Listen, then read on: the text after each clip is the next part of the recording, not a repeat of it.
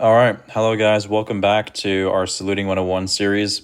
So in this video, we're going to be learning about this bad boy here, number 2, when and where to salute. In the previous video, we covered the proper form of a salute. So we'll just scroll right through that here. Here we have Midshipman X. You can pause the video here and get the general gist to refresh yourself. And we have Lance Corporal Lipton demonstrating a bad salute, a British salute. The link to that video is going to be somewhere accessible, either in the description or somewhere. Don't know where it's going to be yet. But let's get right on to when to salute. So we have here some very helpful graphics, and you also have some pretty nice graphics in your NOG, Naval Officers Guide, which you should get for your 101 class. But yeah, so I'm not going to go over all these graphics individually, because you can pause the video and read them and get this exactly the same information. There's some of them that I do want to highlight and some bits of information that I do want to highlight separately. So that's what we're going to do exactly. So the ones I highlighted in red here, these are all basically just whenever you see an officer, salute them. Now, the thing I want to point out here is the correct distance that you should be from these guys. So as you can see, these, you don't just randomly appear next to an officer. They're not vampires. So the proper distance for a salute, according to the NGO, is it has to be it has to be greater than 6, and it has to be less than, I believe it is, less than 25 paces. Do these paces? Yeah, paces. It's not feet, but paces. So the reason this rule exists is because if you're less than 6 paces away, you very obviously have seen the officer coming towards you and you're being disrespectful. And the 25 paces rule is for people that are, overzealous and they see an officer across, the football field or across a parking lot and they render a salute and they stand there stock still. When you do that, you can't reasonably expect an officer to see your salute and return it. That's bizarre. So this is more so of a bizarre thing. And also, I guess, you don't want officers saluting every person in their line of sight ever. So that's that. The one here that I'm going to highlight is this one right here, which the caption says, when officer meets a detail ashore or afloat, persons in charge salute for the detail. So the reason that this says that the person in charge salutes is that because when you're in a detail, you're going to be working, you're doing a job, you're doing stuff. It's not very safe to, have everybody salute, and also it's not very productive to have everybody in the detail salute. Now, there are some other ones that are going to be similar to this and might cause confusion, but we're going to go over them separately. Now let's move on to this one right here that I want to highlight. Let me just do a better job of highlighting which one I'm looking at. This one here, because there's no cursor, unfortunately, with this application. So with this drawing here, the caption says, upon approach of an officer, one calls attention, all salute. So in this situation, this picture is kind of a little bit tricky. So in this situation, these guys all look like they are just in ranks. They look like they're formed up. So here's the difference here. So we're going to go on a little bit later to when not to salute. So as you can see here, I've already highlighted this from a previous attempt to record it. You do not salute when you're in rank. So these guys are very clear information, which they refer to as ranks here. You don't salute when you're in ranks. These guys here, however, the difference is the drawing's kind of bad, but if you look carefully, they're not, all together neatly. They're kind of jumbled up. These guys are just hanging out and chilling. So when you're just hanging out and chilling, and an officer approaches, all of you are going to salute. So that's the key difference. That's where some confusion could arise from. Now let's move on to some other stuff here. So again, these ones here that I have already highlighted in red are basically the same thing. It's when you see an officer, you just render a salute. It's pretty straightforward.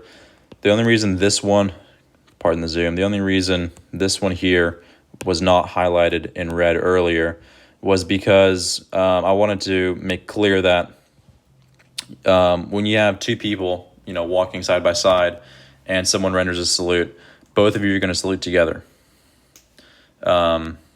That's the thing I wanted to make clear. So this one also stands out because it tells you that on the first daily meeting, all salute.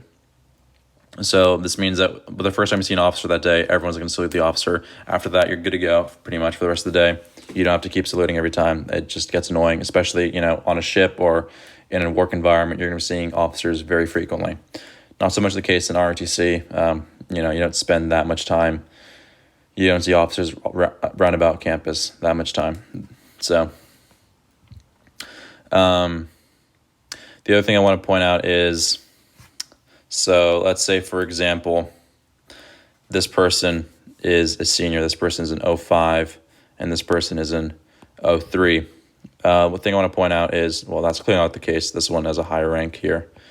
Say this person is saluting this guy here, is saluting the 05, and the 05, and this is you. You're a nice little plebe. You're a freshman shipman or seaman recruit. You're also going to return the salute together and simultaneously with the 05. It's to do with, being sloppy, and to do with, looking together and looking unified. So the next thing that I want to highlight is vehicles. Something I want to highlight. There's boat stuff here, which you can pause and read independently if you want. It's not super applicable. Vehicles, however, this is more likely to see in your everyday life. If you see an officer drive by in a vehicle, like on a bike or anything, either in uniform or not in uniform, you are, if you are wearing uniform, you're entitled to render them a salute.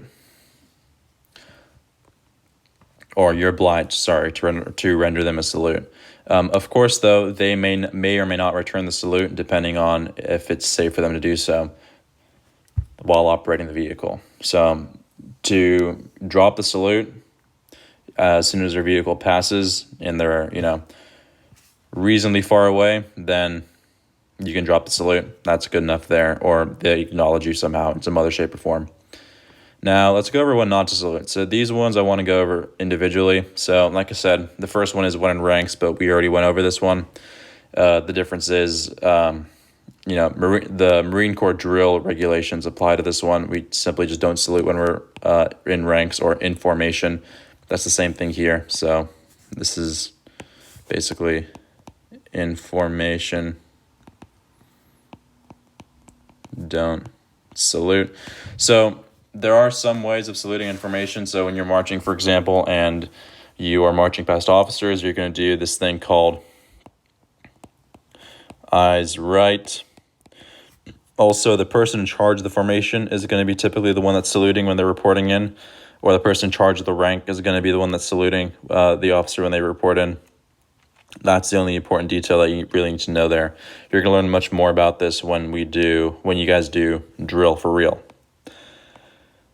Another one is that I want to go over is so like I mentioned earlier in the previous video, you only salute when you're covered.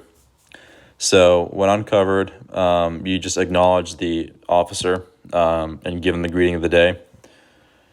The other one that I want to go over is, when you see officers off base in public in general.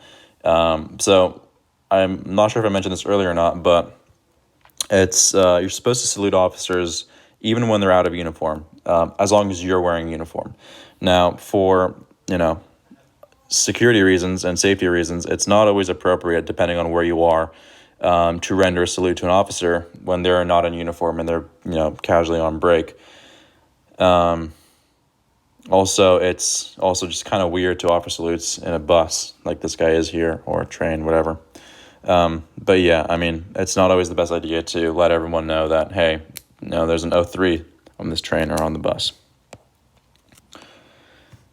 When part of a work detail, same thing as I mentioned earlier. You're not going to be saluting if you're part of the detail and you're not the person in charge. Under battle conditions, this one's pretty obvious. And also athletics. If you're doing PT, for example, or anything like that. You don't have to, snap to attention and address the officers. You're clearly otherwise occupied. Otherwise Navy football wouldn't really be a thing, but also when you're just eating at mess, this is also, extra and unnecessary. We don't do that. Here's one that's actually super applicable: when carrying articles with both hands. So this is one that, you might fall prey to if you don't know about it. You don't want to do that awkward shuffle when you're, moving stuff around from hand to hand and trying to free up one hand, your right hand, to salute, and you accidentally drop something or you spill coffee on your uniform. So if you're, you don't have to salute if both hands are full. That isn't to say that you should spend all your time walking around with, double fisting, like, coffee everywhere you go, just to avoid saluting officers. That's the exact opposite of what you should do. You should always actually, in fact, try to walk around with your right hand free, so you're always ready to salute. But if you can't, obviously don't drop stuff and don't look awkward. This one's kind of outdated, but when you're pulling oars in a boat, you don't have to salute. So yeah, that pretty much covers all the situations on when and where you should and should not salute. So I hope you enjoyed this video, and leave any questions that you have in the comments, or of course you can refer back to your NOG book. Thanks for watching.